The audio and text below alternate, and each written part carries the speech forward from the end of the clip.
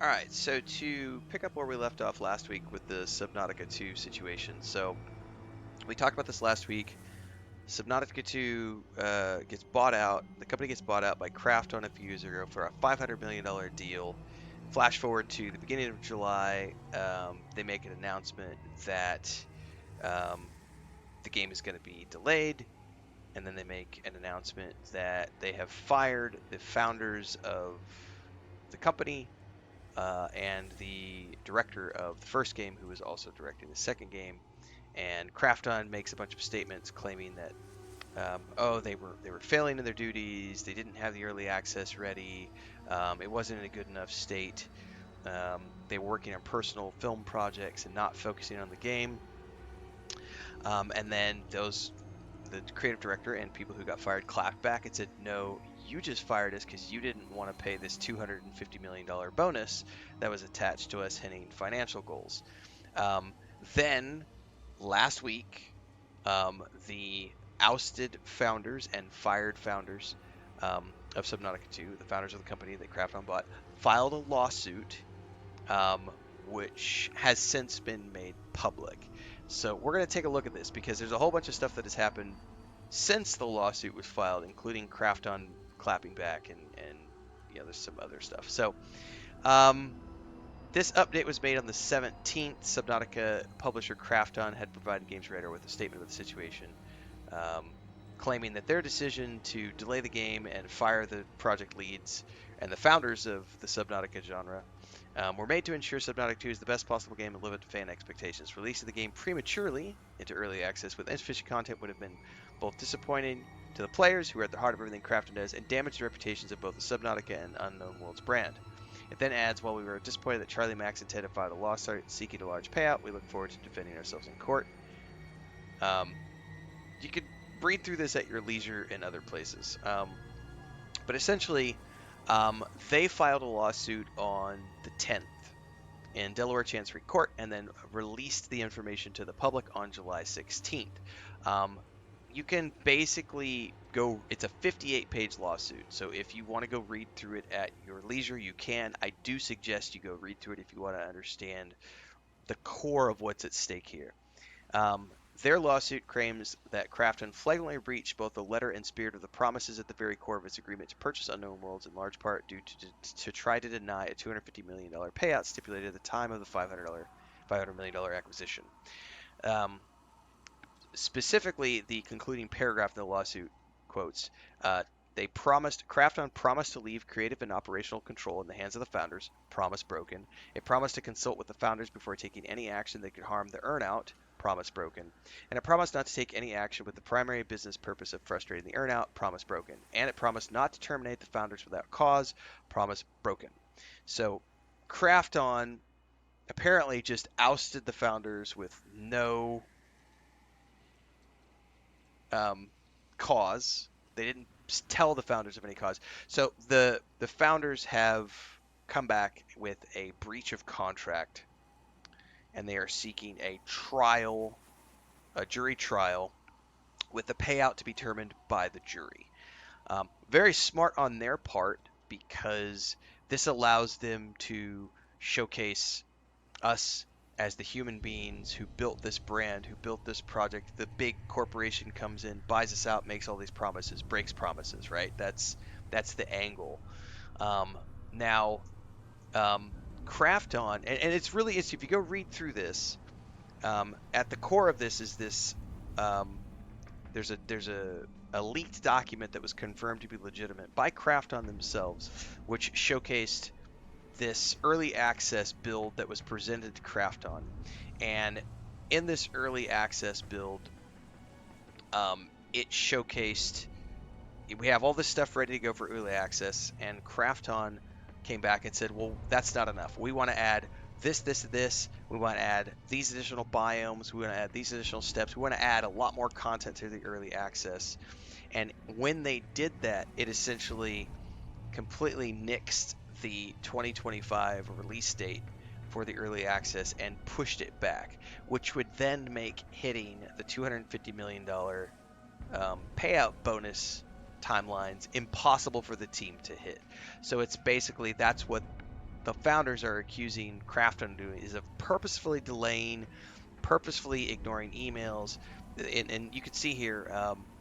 Months-long campaign to delay the release of Subnautica 2, pulling key marketing materials, refusing to follow through with crucial partnerships, reneging on long-standing commitments to handle important pre-launch tasks.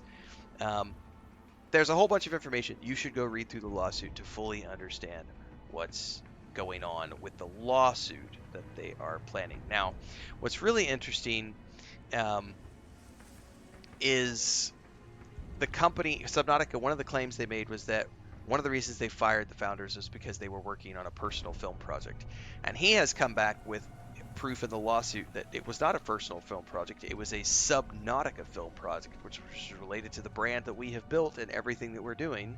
So no, that's not true. So this is all part of the claim by Kraftons claiming that the Unknown Worlds leadership team abandoned their responsibilities. Um, and those guys clapping back and saying it wasn't a personal film project. No.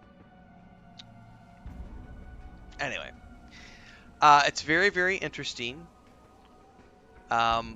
This is basically Krafton claiming that the progress on the game was, as they claim, slow and underwhelming, and they were failing to fulfill their responsibilities um, as per their things. But here's the thing, and this is what's really interesting if you go through all of the documentation that is being presented in the lawsuit.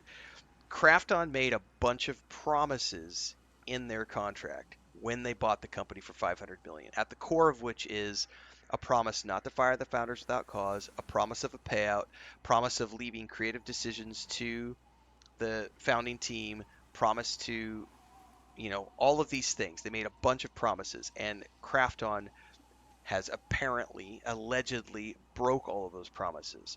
On the flip side of that, Krafton claims that the founders abandoned the project and were not creating a good enough early access, and they have pushed it back before that. Now, some of this is in here.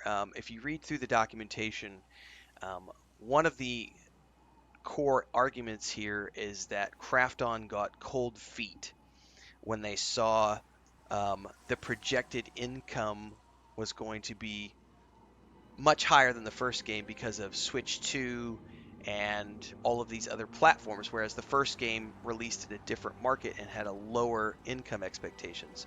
So, in other words, Subnautica 2 was on track to meet all of these financial objectives that had been put in place when the company was purchased for $500 billion several years ago. And basically, Krafton went, oh shit, this game is actually going to make a boatload more money than the first game. We're going to be obligated to pay this $250 million payout. We got to find a way to not make that payout happen. So we're going to delay this. And again, this comes back to playing devil's advocate, like I said last week, the idea that if one of the founders was off working on a personal film project and not dedicating himself to the game development, there is room for Krafton to, make some claims there. However, if, as the lawsuit claims, that was not a personal film project but a Subnautica film project, that claim on Krafton's behalf goes out the window, and they're left with trying to prove in court that the founders and leaders of the Subnautica team, founders of the company, founders of the first game, the directors, etc., they have to prove in court that those guys willfully abandoned or willfully were producing an inferior product. So here's the thing: having read the lawsuit now, at least skim read it. I haven't, done a deep read of it, but having skim read the lawsuit, from my perspective, I can say that it's a very clear, from what I have seen so far, very clear-cut case of company buys something for $500 million, and then we flash forward a few years, and they're not doing well financially in other divisions, and they realize they're going to have to do this huge $250 million payout.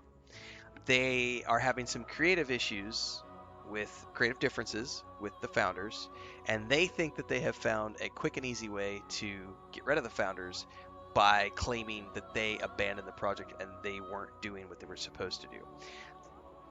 I think they may have thought that these guys would just go away and not do anything. But with a $250 million payout on the line and the the community behind them, um, these guys have come back and said, no, not going to happen. We're not going on without a fight. So looking at the documents that I've seen so far, it looks very much in favor of the founders, that they were ousted without proper, due process. Um, it looks like that, purposefully ignoring emails, purposefully delaying marketing material, all of these things. And that's why they're wanting a jury trial, because if they can get on the stand and present all this stuff to a jury, um, like Krafton, like Transcendence, Krafton doesn't necessarily have the best reputation in the first place. So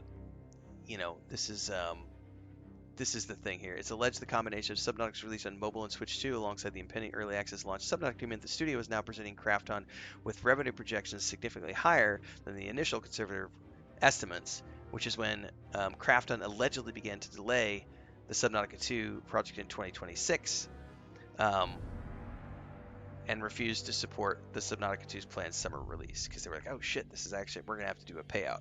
So it's going to get nasty. A jury trial will, and the reason they're wanting a jury trial is because jury trials tend to award damages, and they can reward punitive on top of just damages and loss of income and etc. So when you go to court and you're doing a jury trial in a case like this, the settlement will include some form of a payout related to the initial amount plus, and this is the key here, a jury trial will almost always have some sort of additional punitive damages added, based on the cases I've seen in the past. And the punitive awards can be much, much higher than just the rewards for the breach of contract. So if the breach of contract states that these guys were owed $250 million, and if the jury sides in their favor, they would get the $250 million, and then the jury may also then add these additional damages if it is proven in court that Krafton acted with malicious intent. That's when these additional damages would come into play, and those can be much, much, much, much, much, much higher punitive damages. So it'll be very interesting to see how this plays out in court. I think it is going to be difficult for Krafton to prove beyond a shadow of a doubt in jury's eyes that these guys were willfully holding the project back and willfully producing a inferior product when they already have a track record for having produced a product that was good enough in the first place to inspire Krafton to want to buy the company for $500 million. It's going to be very hard for them to show in court that what was being delivered was inferior. And if the personal film project was in fact a Subnautica film project, as the founders allege, that part of Krafton's defense goes out the window. So yeah, it's going to be interesting to see this unfold in court for sure. It's going to be complex. These things don't move quickly. So, I mean, expect this to be something that plays out over the next couple of years, probably. And unfortunately, that kind of throws, and because what'll end up happening at some point as this proceeds to court is an injunction may get filed. And if an injunction gets filed, that means all development on Subnautica 2 will cease until the lawsuit is resolved. And if that happens, everything gets put on hold until such time as the lawsuit. But we don't know if the founders are going to file an injunction against Krafton or not yet, so that'll remain to be seen. But that's always something that's on the table with these types of lawsuits. And the judge may impose an injunction as well, just to freeze everything in place until such time as a resolution can be found. So it's not good for the Subnautica 2 people who are waiting for the second game. It's going to be interesting to watch this play out for sure.